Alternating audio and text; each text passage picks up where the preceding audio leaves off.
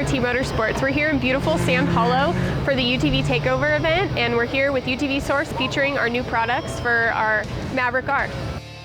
So we have our new front bumper for the Maverick R. We're really staging the products to be ready for the four-seater that Can-Am just came out with. Our new front bumper will fit the larger winches, the 5,500 as well as a 6,000-pound winch.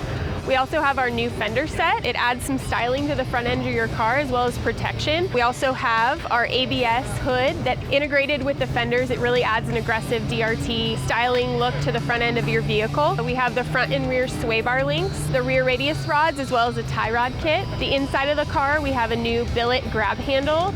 Air intake grill for the inside of the Maverick R. It really adds the aggressive look. You can powder coat it to match the colors of your car. Our design team that we have at DRT is awesome. They did a really good job with our new front fender kit as well as our inner fender guards. Our new front fender kit really adds protection. It adds that DRT aggressive design, so when driving it decreases the distraction that it gives to the driver. Can-Am killed it with the 2024 Maverick R. This is our 2024 DRT Sand Show build. Power is all there.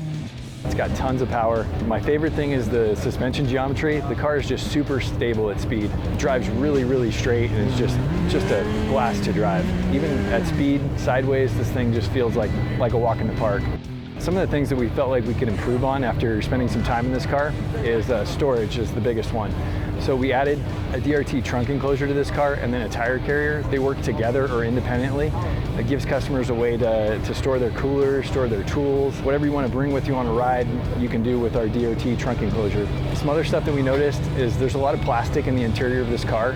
We felt like we could upgrade it with some billet parts, add some durability to it. We're doing billet shift paddles, the paddle shifters. We're doing passenger grab bar. It improves feel and improves the look of the car.